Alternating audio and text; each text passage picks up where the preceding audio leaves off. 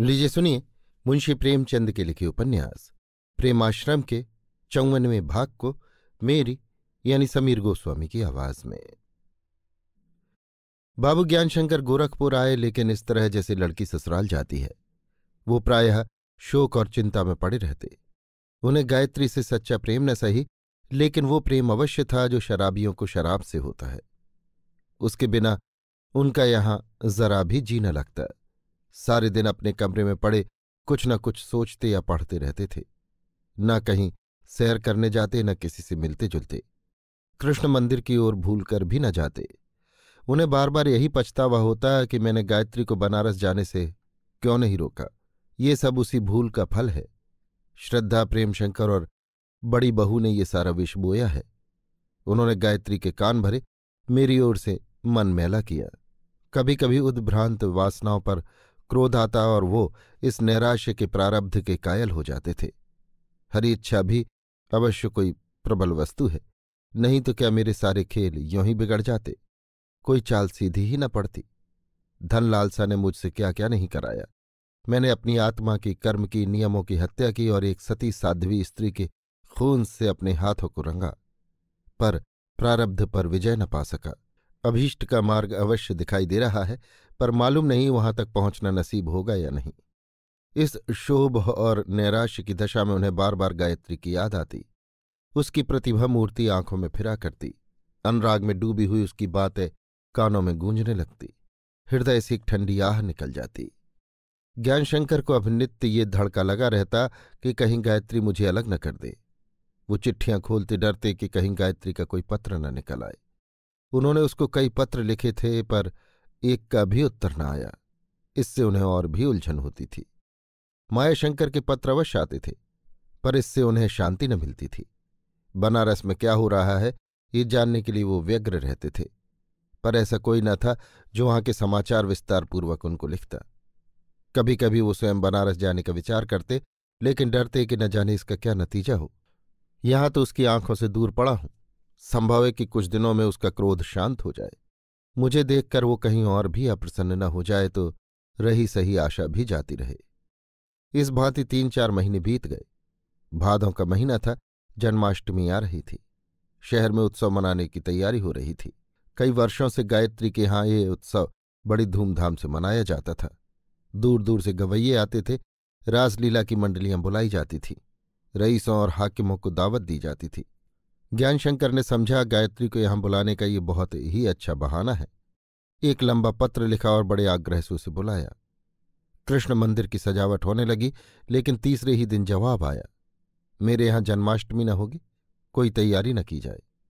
ये शोक का साल है। मैं किसी प्रकार का आनंदोत्सव नहीं कर सकती, चाहे वो धार्मिक ही क्यों न हो। ज्ञानशंकर के हृदय पर बिजली सी गिर गई। समझ गए कि यहां से विदा होने के दिन निकट आ गए। नैराश्य का रंग और भी गहरा हो गया। शंका ने ऐसा उग्र रूप धारण किया कि डाकिये की सूरत देखते ही उनकी छाती धड़ धड़ करने लगती थी। किसी बग्घी या मोटर की आवाज सुनकर सिर में चक्कर आ जाता था, कहीं गायत्री न हो। रात और दिन में बनारस से 4 गाड़ियां आती थीं। ये ज्ञानशंकर के लिए कठिन परीक्षा की घड़ियां थीं। गाड़ियों के आने के समय उनकी नींद आप ही आप खुल जाती थी। 4 दिन तक उनकी ये हालत रही।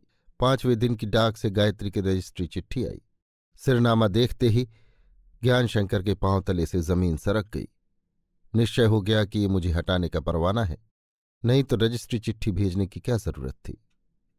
कांपते हुए हाथों से पत्र खोला। लिखा था, मैं आज बद्रीनाथ जा रही हूं। आप सावधानी से रियासत का प्रबंध करते रहिएगा। मुझे आपके ऊपर पूरा भरोसा है। इसी भरोसे ने मुझे ये यात्रा करने पर उत्साहित किया है। इसके बाद ये आदेश था जिसका ऊपर जिक्र किया जा चुका है। ज्ञानशंकर का चित्त कुछ शांत हुआ। लिफाफा रख दिया और सोचने लगे। बात वही हुई जो वो चाहते थे। गायत्री सब कुछ उनके सिर छोड़कर चली गई। यात्रा कठिन है, रास्ता दुर्गम है, पानी खराब है। इन विचारों ने उन्हें जरा देर के लिए चिंता में डाल दिया। कौन जानता है क्या हो। वो इतने व्याकुल हुए कि एक बार जी में आया, क्यों ना मैं बद्रीनाथ चलूं। रास्ते में भेंट हो जाएगी। वहां तो उसके कोई कान भरने वाला न होगा। संभव है मैं अपना खोया हुआ विश्वास फिर जमा लूं, प्रेम के बुझे हुए दीपक को फिर जला दूं। इस संदिग्ध दशा का अंत हो जाए। गायत्री के बिना अब उन्हें सब कुछ सूना मालूम होता था। ये विपुल संपत्ति अगर सुख सरिता थी तो गायत्री उसकी नौका थी। नौका के बिना जल विहार का आनंद कहाँ। पर थोड़ी ही देर में उनका ये आवेग शांत हो गया। सोचा, अभी वो मुझसे भरी बैठी है, मुझे देखते ही जल जाएगी। मेरी ओर से उसका चित्त कितना कठोर हो गया है। माया को मुझसे छीन लेती है। अपने विचार में उसने मुझे कड़ा से कड़ा दंड दिया है। ऐसी दशा में मेरे लिए सबसे सुलभ यही है कि अपनी स्वामी भक्ति से, सुप्रबंध से, प्रजाहित से उसे प्रसन्न करूं। प्रेमशंकर ने अच्छा निशाना मारा। बगुला भगत है, बैठे बैठे 2000 रुपये मासिक की जागीर बना ली। बेचारा माया कहीं का न रहा। प्रेमशंकर उसे कुशल कृषक बना देंगे, लेकिन चतुर इलाकेदार नहीं बना सकते। उन्हें खबर ही नहीं कि रईसों की शिक्षा कैसी होनी चाहिए। खैर, जो कुछ हो, मेरी स्थिति उतनी शोचनीय नहीं है जितनी मैं समझता था। ज्ञानशंकर ने अभी तक दूसरी चिट्ठियां न खोली थी। अपने चित्त को यूं समझाकर उन्होंने दूसरा लिफाफा उठाया, जो राय साहब का पत्र था।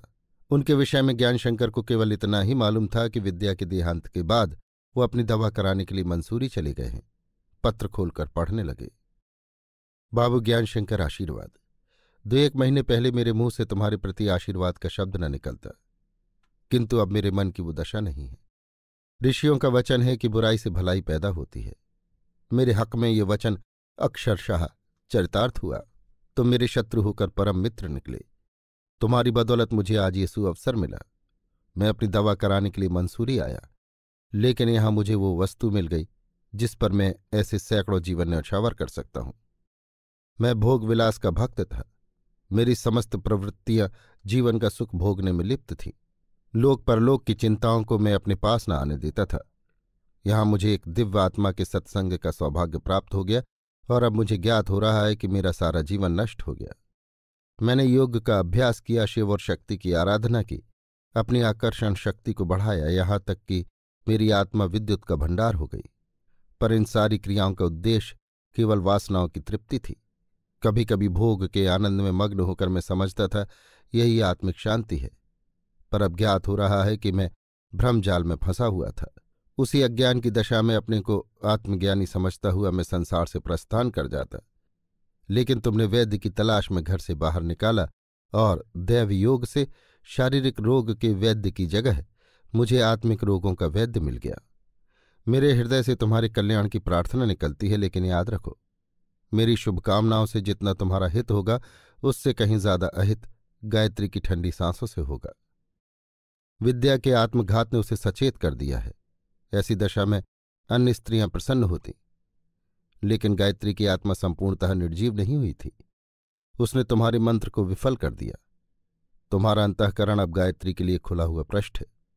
तुम उसकी शापाग्नि से किसी तरह बच नहीं सकते। तुम्हें जल्द अपनी तृष्णाओं को साथ लिए ही संसार से जाना पड़ेगा। अतः मुनासिब है कि तुम अपने जीवन के गिने गिनाए दिन आत्मशुद्धि में व्यतीत करो। तुम्हारे कल्याण का यही मार्ग है। मैं अपनी कुल जायदाद मायाशंकर को देता हूं। वो होनहार बालक है और कुल को उज्ज्वल करेगा। उसके वयस्कत्व तक तुम रियासत का प्रबंध करते रहो। मुझे अब उससे कोई प्रयोजन नहीं है। ये पत्र पढ़कर ज्ञानशंकर के मन में हर्ष की जगह एक अव्यक्त शंका उत्पन्न हुई। वो भविष्यवाणी के कायल न थे, लेकिन ऐसे पुरुष के मुंह से अनिष्ट की बातें सुनकर, जिसके त्याग ने उसके आत्मज्ञानी होने में कोई संदेह न रखा हो, उनका हृदय कातर हो गया। इस समय उनके जीवन की चिरसंचित अभिलाषा पूरी हुई थी। उन्हें स्वप्न में भी आशा न थी कि मैं इतनी जल्दी राय साहब की विपुल संपत्ति का स्वामी हो जाऊंगा। नहीं, वो उसकी ओर से निराश हो चुके थे। उन्हें विश्वास हो गया था कि राय साहब उसे ट्रस्ट के हवाले कर जाएंगे। ये सब शंकाएं मिथ्या निकली, लेकिन तिस पर भी इस पत्र से उन्हें वही दुशंका हुई जो किसी स्त्री को अपनी दाईं आंख फड़कने से होती है। उनकी दशा इस समय उस मनुष्य की सी थी जिसे डाकुओं की कैद में मिठाइयां खाने को मिले। सूखे ठूंठ का कुसुमित होना किसे आशंकित नहीं कर देगा। वो 1 घंटे तक चिंता में डूबे रहे। इसके बाद वो कृष्ण मंदिर में गए और बड़े उत्साह से जन्माष्टमी के उत्सव की तैयारियां करने लगे। ज्ञानशंकर के जीवनाभिनय में अब से एक नए दृश्य का सूत्रपात हुआ, पहले से कहीं ज्यादा शुभ्र, मंजू और सुखद।